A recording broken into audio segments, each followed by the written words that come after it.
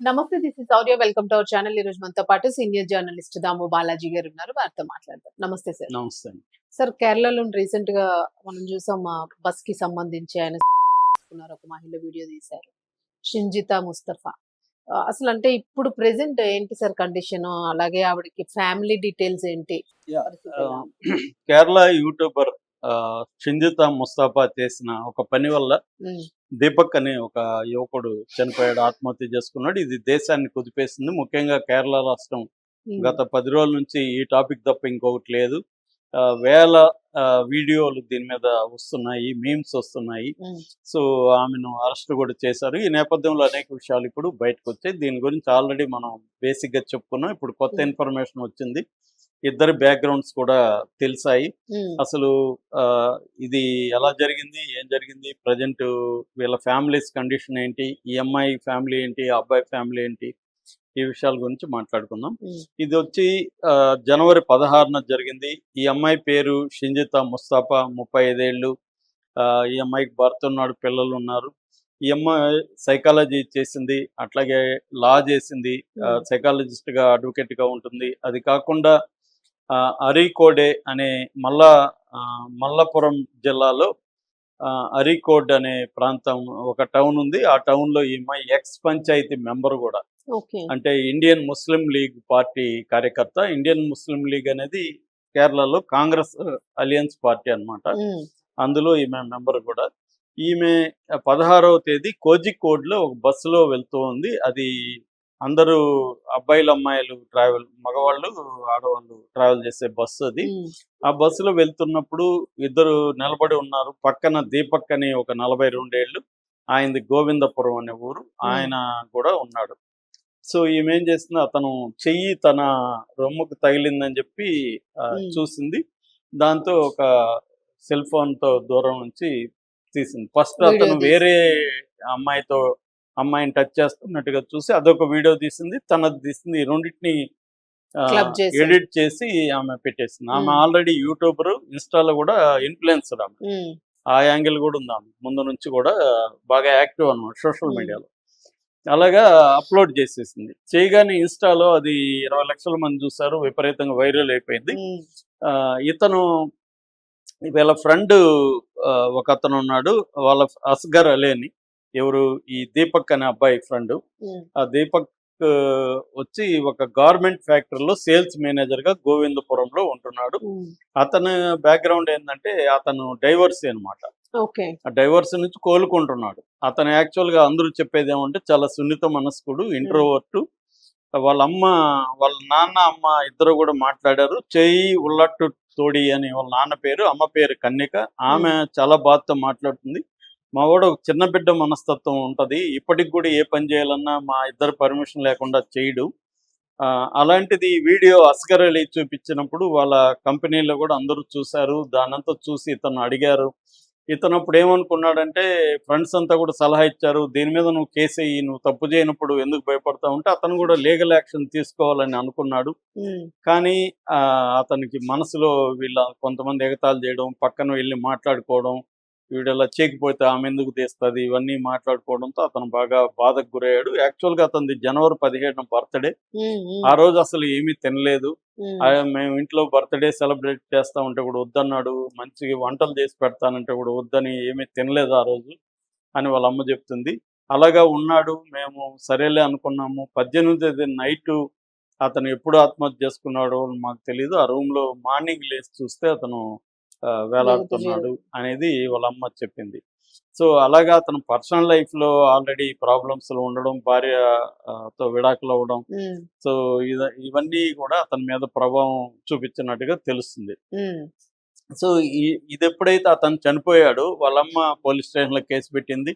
ఉమ్, దాంతో దాన్ని వైరల్ చేశారు అందరూ కూడా. ఈ న్యూస్ని వాళ్ళ ఫ్రెండ్స్ వాళ్ళందరూ కూడా చాలా ఆగ్రహంతో, ఒక అమ్మాయి కావాలని వీడియో తీసి ఆ అమ్మాయి వ్యూస్ కోసం ఈ వీడియో తీసి పెట్టి ఉమ్, ఒక జీవితాన్ని, మా ఫ్రెండ్ జీవితాన్ని నాశనం చేసింది అని వాళ్ళు పెట్టారు. వాళ్ళ అమ్మ వీడియోలు ఇవన్నీ అప్లోడ్ చేసేసరికి అది వైరల్ అయిపోయింది. ఉమ్, దాంతో అక్కడ అక్కడ Kerala human state rights. Human rights um, commission రంగంలో దిగి దీన్ని పరిశీలించమని చెప్పింది. సో ఐజీ రంగంలోకి దిగారు.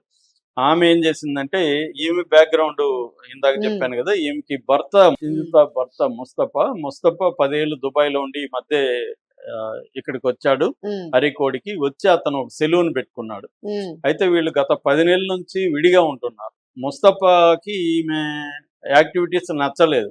ఓకే. అంటే సోషల్ మీడియాలో విపరీతంగా చెప్పడం, అతను ఏంటంటే కామ్ఫిలో సైలెంట్ గై, అమాయకుడు. ఉమ్, అతను ఎక్కడ బయటికి వెళ్ళడం ఇవన్నీ ఉండదు, తన పనే తను చూసుకుంటాడు.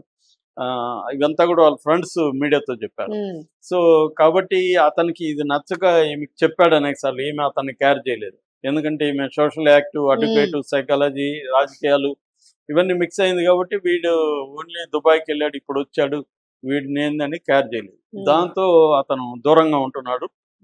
ఈ బిడ్డల్ని కూడా ఈమె పట్టించుకోలేదు, అతనే పెంచుకుంటున్నాడు బిడ్డల్ని. ఉమ్, సో ఇప్పుడు ఏమైపోయింది, జరిగినాక ఇప్పుడు అతనికి ఇబ్బంది అయిపోయింది. మీడియా అంతా పోయి అతను షాప్ ముందు పడడం ఇవన్నీ అవును. జరగడంతో షాప్ మూసేసి అతను ఇంట్లో వేరే చోట, ఇంట్లో కాకుండా వాళ్ళ ఫ్రెండ్ ఇంట్లో దాక్కొని ఉంటున్నాడు. వాళ్ళ పిల్లల్ని స్కూల్కి ఆపేశాడు, ఉమ్, వాళ్ళ షాప్ మూసేశాడు. ఇప్పుడు ఇప్పుడు అతనికి లైవ్లీహుడ్ పోయింది. బయటికి వెళ్ళాలంటే నీ భార్య ఇలా చేసి, నీ భార్య వాళ్ళు ఎవడో చనిపోయాడురా, నువ్వేం చేస్తున్నావు అని సోషల్ మీడియాలో కూడా అతని మీద, నువ్వు అవును. ముస్తఫా, నువ్వు నీ భార్యను కంట్రోల్ చేయలేదు, నువ్వు నీ వల్లనే నీ భార్య అలా తయారైంది ఉమ్, అని అతని మీద ఇది చేస్తున్నారు. పాపం అతనికి సంబంధమే లేదు దీంతో. అవును. సో ఇప్పుడు అతను అతని పిల్లలు ఇద్దరు కూడా సఫర్ అవుతున్నారు.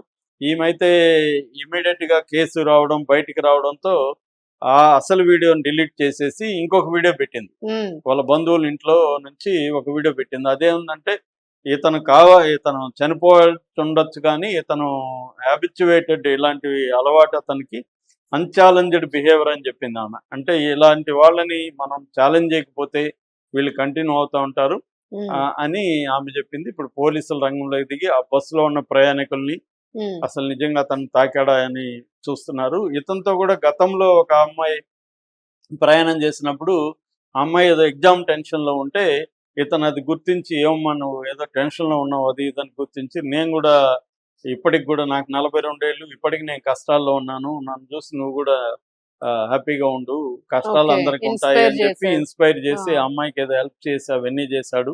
అందువల్ల నాకు గుర్తుంది, నేను ఫోటో చూసి నాకు ఇప్పుడు అనిపించిందని ఆమె కూడా మీడియాతో ఓకే. మాట్లాడింది. ఉమ్, అతను చాలా హెల్పింగ్ నేచర్ ఉంది, అట్లాంటిది ఇట్లా చేస్తాడని నేను అనుకోవట్లేదని. ఆ బస్సులో కూడా ఆ రోజు క్రౌడ్ ఉన్నారు, ఒకరికొకరు తగులుతా ఉన్నారు. ఉమ్, అక్కడ ఆమెకి ఏదైనా గట్టిగా ఇరిటేషన్ ఉంటే అప్పుడే చెప్పుండొచ్చు. ఇంత అవును. నాలెడ్జ్ ఉండే అడ్వకేట్, సైకాలజిస్ట్, అరే బాబు నువ్వు తగులుతున్నావు, పక్కకు పక్కకు నిలబడని జరుగుంటే చెప్పాలి అవును. కదా. మళ్ళీ చేస్తుంటే అప్పుడు వాంటెడ్లీ చేస్తుంటే కూడా అవును. నిలదీయచ్చు.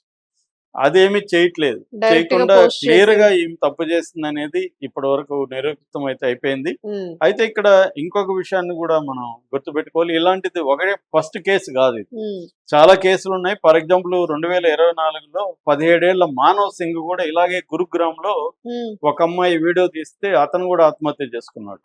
ఇప్పుడు అంత పాపులర్ కాలేదు. అట్లాగే 2025లో మహారాష్ట్రలో పబ్లిక్ గా యూరిన్ పాస్ చేస్తున్నాడు అని ఒక అమ్మాయి వీడియో తీసి పెట్టింది ఉమ్, మహారాష్ట్ర. ఉమ్, అతను కూడా ఇలాగే ఏంటంటే పబ్లిక్ ప్లేసుల్లో కొంతమంది చేస్తున్నట్టు మహిళలు ఏం చేస్తున్నారంటే వీడియోలు తీస్తున్నారు. ఉమ్, అయితే రెండో యాంగిల్ ఏంది, మహిళల్ని ఇలా చేసే అబ్బాయిలు లేరా అంటే విపరీతంగా ఉన్నారు. ఇండియాలో ఒక అంచనా ప్రకారం 56% అర్బన్ ఉమెన్ ట్రైన్లలో, బస్సుల్లో అబ్బీజికి గురవుతున్నారు. ఉమ్, అంటే మగవాళ్ళు కావాలనే వాళ్ళని ఎక్కడ టచ్ చేయకూడదు అక్కడంతా టచ్ అవును. చేయడం అవన్నీ చేస్తున్నారు. ఓన్లీ 2% ఉమెన్ మాత్రమే రిపోర్ట్ చేస్తున్నారు ఉమ్, 56%లో. అంటే ఉమెన్ రిపోర్ట్ చేసే అంత వాళ్ళకి ఓపిక, ఇప్పుడు రోజు జర్నీ చేయాలి, అవును. మళ్ళీ వీడి మీద చేస్తే కోర్టులకి, పోలీస్ స్టేషన్ తిరగాలి, తిరగాలి. పోతే పోయిందిలే, తాకాడన్నట్టుగా ఇబ్బంది పడిపోయి వెళ్ళిపోతుంటారు. అవును. కేరళలో కూడా ఇది 80% ఉందని చెప్తున్నారు. బా ఎక్కువ ఉంది సార్. మనమేమనుకుంటాం కేరళలో హైలీ ఎడ్యుకేటెడ్ ఆ, ఇవన్నీ అనుకుంటాం కదా. కేరళలో 2 ఫ్యాక్టర్లు చెప్తాను మీకు, షాకింగ్ ఫ్యాక్టర్. ఒకటేమో ఈ పబ్లిక్ ప్లేసుల్లో ఉమెన్ అబ్యూజ్కి గురి కావడం 80% ఉంది కేరళలో. ఉమ్, రెండవది ఉమ్, మామూలుగా ఇండియాలో ఆత్మహత్యలు వచ్చి ఫర్ ఎగ్జాంపుల్ ఎన్సీఆర్బి డేటా చెప్తున్నాను, ఉమ్, నేషనల్ క్రైమ్ రికార్డ్స్ బ్యూరో, 2023లో 171,418 మంది చనిపోయారు. అంటే 1,12,000 రేట్ అంటారు దీన్ని. ఉమ్, సూసైడ్ రేటు 1,00,000కి లెక్కేస్తారు. 1,00,000కి 12 మంది చనిపోతే కేరళ పరిస్థితి ఏంటి తెలుసా?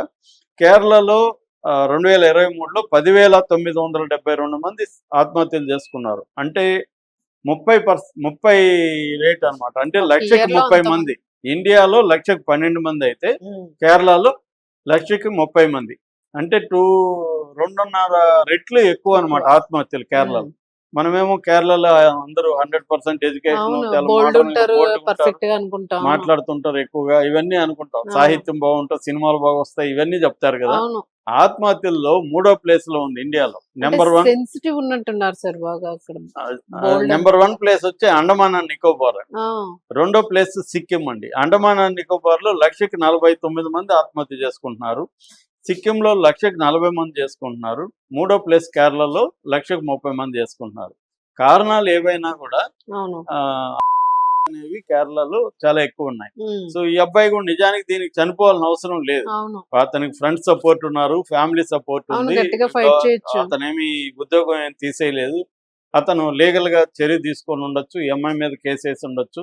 ఉమ్, కానీ అతను కూడా సెన్సిటివ్గా ఉండడం, ఇంట్రోవర్ట్ గా మారిపోవడం, అంటే అక్కడ ఏంటంటే ఎక్కువగా బిజినెస్ మైండ్ సెట్లు పెరిగిపోయినాయి కేరళలో. ఉమ్, దానివల్ల లోన్లీనెస్ పెరిగింది, కమ్యూనిటేరియన్ లైఫ్ అనేది తగ్గిపోయింది ఆ, అనేది ఒక స్టడీ చెప్తుంది అనమాట. ఉమ్, ఎక్కువ గల్ఫ్ కంట్రీస్కి వెళ్ళి డబ్బులు సంపాదించే వాళ్ళు కూడా ఇండియాలో కేరళ వాళ్ళు ఎక్కువ. అవును. అట్లాగే కెనడా లాంటి ఇతర రాష్ట్రాల్లో కూడా, దేశాల్లో కూడా వాళ్ళు ఎక్కువ ఉన్నారు. ఉమ్, సో ఈ మనీ మైండ్ అనేది బాగా పెరిగింది. దానివల్ల లోన్లీనెస్ రావడం, కమ్యూనిటీ లైఫ్ ఇబ్బంది కావడం, అందువల్ల క్రైసిస్ వచ్చినప్పుడు ఎలా డీల్ చేయాలనే దగ్గర వాళ్ళు ప్రాబ్లమ్స్కి గురవుతున్నట్టు తెలుస్తుంది. ఉమ్, ఏదేమైనా ఈమె చేసిన ఒక అనాలోచిత చర్య వల్ల అవును. ఇటు అతను ఫ్యామిలీ ప్రాబ్లం. ఫ్యామిలీ, ఆమె ఫ్యామిలీ కూడా, భర్త షాప్ మూసేసి అవును. అతని లైవ్లీహుడ్ పోయింది. పిల్లలు స్కూల్కి పోయే పరిస్థితి లేదు. పిల్లల్ని అవును. కూడా మీ అమ్మ ఎవరినో చంపిందంట కదా అని అడిగే పరిస్థితి ఉంది.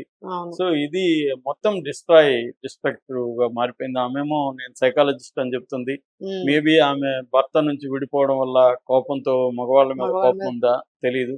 సో ఆమె ఏమంటుందంటే women కి పడే బాధల్ని నేను చెప్పాలనుకున్నానని ఆమె అంటుంది. అవును. కానీ ఇక్కడ క్లియర్ గా కనబడేది సోషల్ మీడియాలో వ్యూస్ కోసమే ఆమె చేసినట్టుగా చేసినట్టు. మనకు అర్థమవుతుంది. అవును. అవును. సో అంటే ఇక్కడ 2 ఉన్నాయి. ఒకటేమో నిజంగా బాధిత స్త్రీలేమో కంప్లైంట్లు ఇవ్వట్లేదు, ఉమ్, బాధ పక్క వాళ్ళు గురి వీళ్ళు. కాని వాళ్ళేమో పెట్టి వాళ్ళని ఇచ్చేస్తున్నారు. అవును. ఈ 2 యాంగిల్స్ ని బ్యాలెన్స్ చేయడమే ప్రధానంగా ఇంపార్టెంట్. మనం చేయాలి. ఇంపార్టెంట్. అవును సార్. Thank you.